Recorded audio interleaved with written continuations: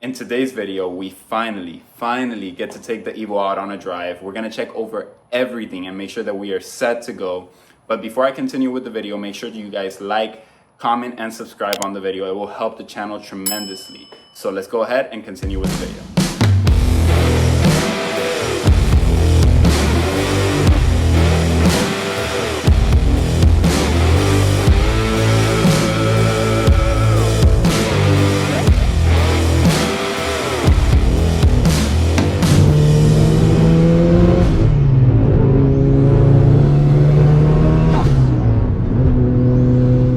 So the car is all set and ready to go. Before I go ahead and leave the garage, I wanted to get a cold start for all of you guys. So go ahead and enjoy this cold start because the Tome sounds insane. I still love it.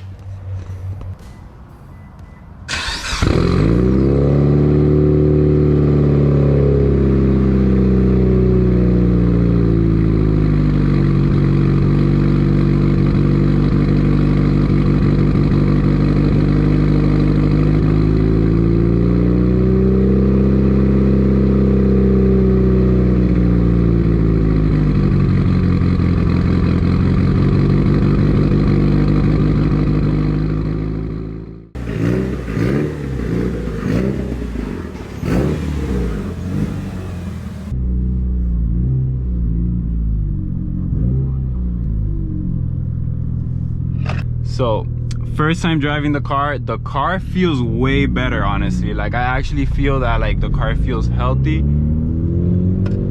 So let's see right here. Right away it feels like it wants to build boost. I don't know if you guys can hear the turbo itself. Holy crap, that sounds amazing. It wants to hit boost. Like I already see a little bit of boost here. So definitely I feel like that was the issue and we have fixed the issue. Obviously I'm gonna hit a little bit of boost, not like I'm in 5th gear. Let's see how this handles. Yeah, it definitely wants to build boost. Now I'm not gonna get on boost right away. I do want to test drive the car a little bit like I am right now without hitting boost. I'm gonna stop, check over the car, make sure that there's no coolant leaks, no oil leaks, basically no leaks at all on the engine, make sure that everything's good. And then once everything's good, then I'll start doing like some baby pulls, test pulls to see if we're actually building boost. But so far the car feels amazing. Go ahead.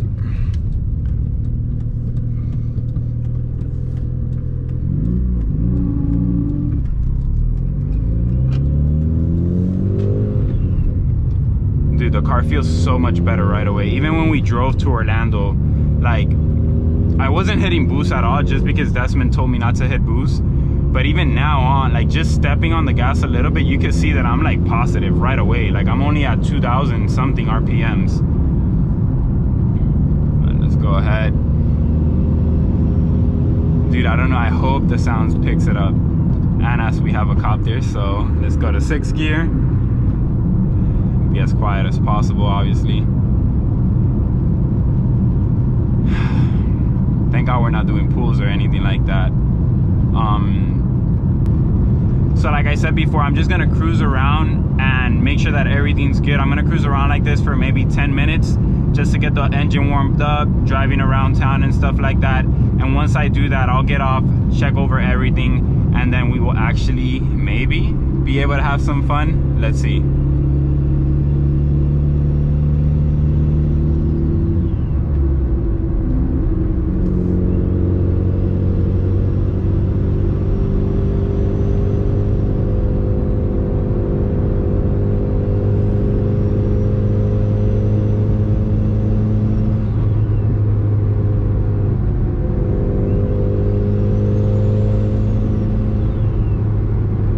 Feels great.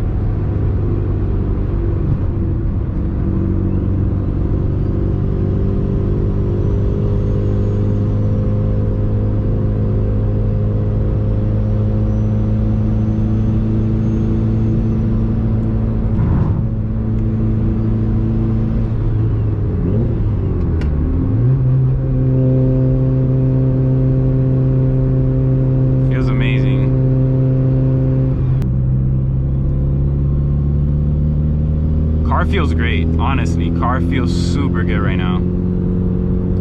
Let me go ahead and stop, check over everything, and I think we're good. Honestly, I don't even think I need to drive anymore. I think the car feels super stable, feels super good. Gas, throttle feels good.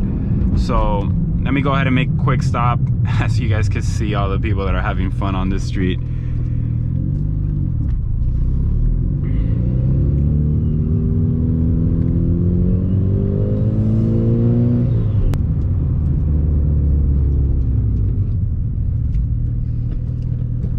Let's go ahead and check over everything real quick. Make sure that we are all set to go, that there are no leaks.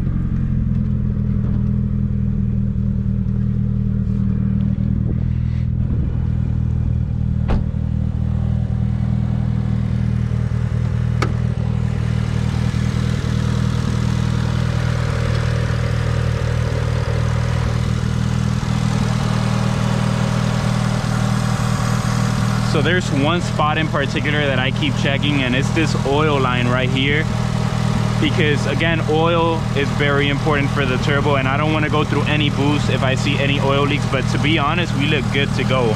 All the coolant lines look secure. There's no coolant leaking. Check your coolant reservoir over here, make sure that everything's good on this side. Everything looks super good. Fan just kicked in, which is great. Obviously the car is not perfect as is right now. We still obviously need some tuning. We still have some tuning to go over, but I think we're good to do a baby pool, maybe a test pool, and check over everything. Another thing that I will check for is your FPR, and if you can see, our fuel pressure is super good right now. So I think we're good, boys. Let's go ahead and go for a drive, maybe semi pool. Man, I love the way this engine's coming out. Let's go for a drive. So let's go through a baby pool. Hopefully everything's good. I just want to drive this car already. Let's see.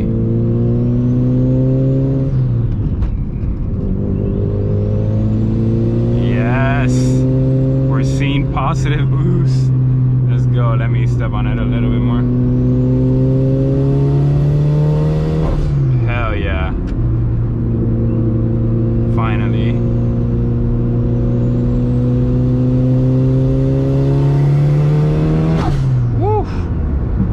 Definitely passed 35 psi, which is not a good thing at all. We definitely don't want to stress a turbo or anything like that, so I noticed that right away. Thank God. That's the importance of having a boost gauge right in front of you.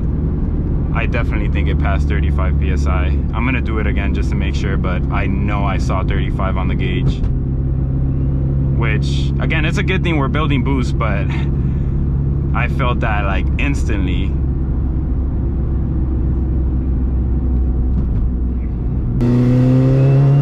Yeah, it's definitely hitting 35. Definitely hitting 35. It's instant though, super instant. So like, we fixed the issue for sure. Boost is like kicking in right away. Now, I'm pretty sure that's just a matter of us going back into the tune, checking over everything, because we did tune basically with an open wastegate the whole time. So we do have to revise the tune, but I'm super happy that Evo is finally back. So I'm gonna go ahead and go on a drive. You guys can enjoy this POV. I'm gonna try to control the boost and not pass 28 or 30 psi, just because I don't want to put no stress on the turbo. But go ahead and enjoy the drive. By the way, listen to the turbo. Like, it literally sounds like an airplane.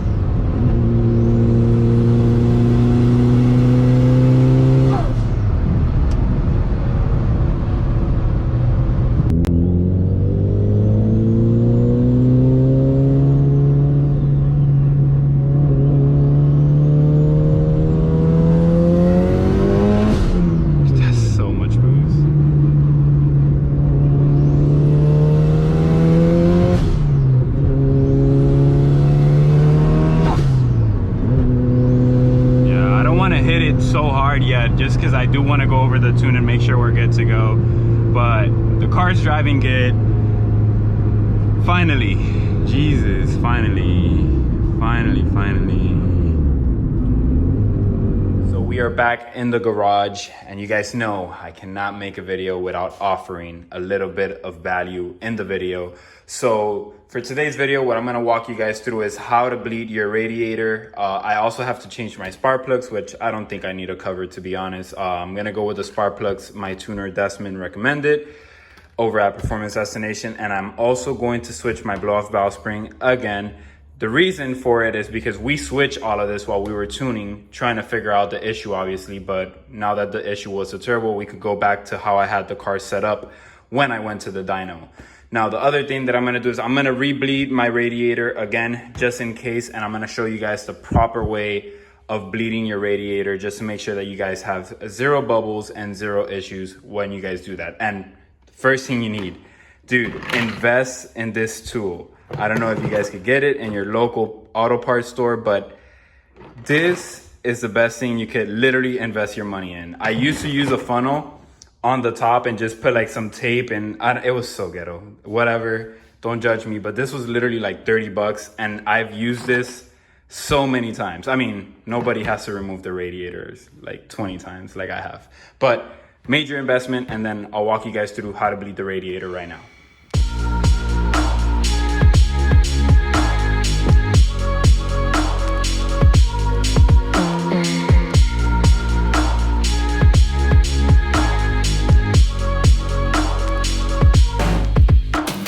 Just in case any of you guys are curious, because I got a lot of questions and comments in regards to spark plugs and coils on the dyno day video.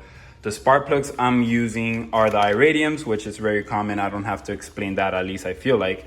And they're the 2667, a step colder according to Desmond, and we're gonna gap them at 0.18 with the stock coils. And again, I know you guys want me to switch to a coil unplug setup, and I'm going to do that later on. I'm still pushing only 400 horsepower. I know the stock coils could hold that and even a little bit more. Usually at 500, you're looking to change your coils. I know it's a good investment. It's gonna help with, you know, idling and all of that. And even on the tuning side, like just having that the correct spark. But the stock coils can withstand 400 horsepower. So for now, that's not something that's super necessary. We're not having spark blowout or anything like that. The car was actually perfect. Only issue was the wastegate, which we already fixed that. So with the stock coils, we should be able to be good to go. If we do run into any issues where we need to upgrade right now, I will, but that's coming soon. So no worries there. I promise it's gonna come, and we will do an install video and install it. But for now, we're staying on stocks. Let's go ahead and install the new spark plugs, put the coils back on, and then we'll get on to the next thing.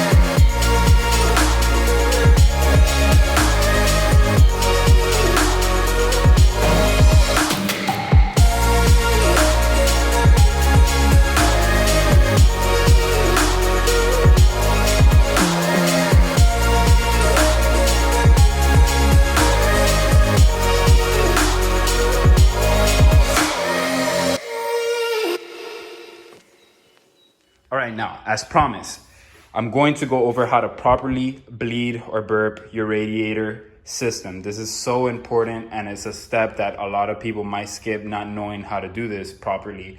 But first things first, that what we're gonna do is, you guys know how I am, I take things to the extreme. But the point of bleeding your radiator is air travels, or bubbles travel to the highest point. That's why your cap is usually at the highest point in your engine, or your radiator in this case.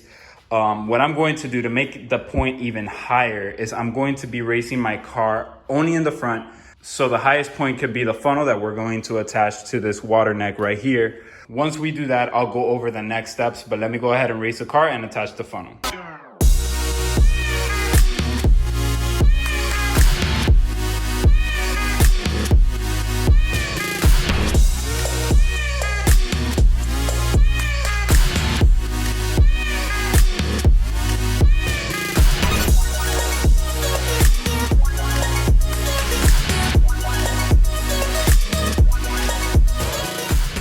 Is completely raised up, and I attach the funnel. As you can see, I put a little bit of distilled water on the funnel itself. I ran out of my OEM coolant, but distilled water is good. You know, I already bled the system, but this is just, again, for precaution.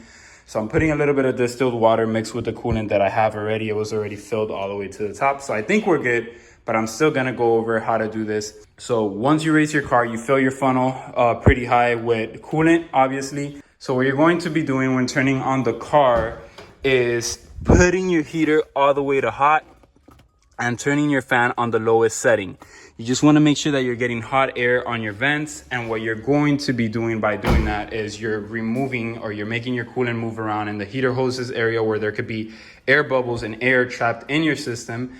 And besides that, you're also going to wait until your thermostat opens completely. If you do have one, obviously a lot of people do have one up north.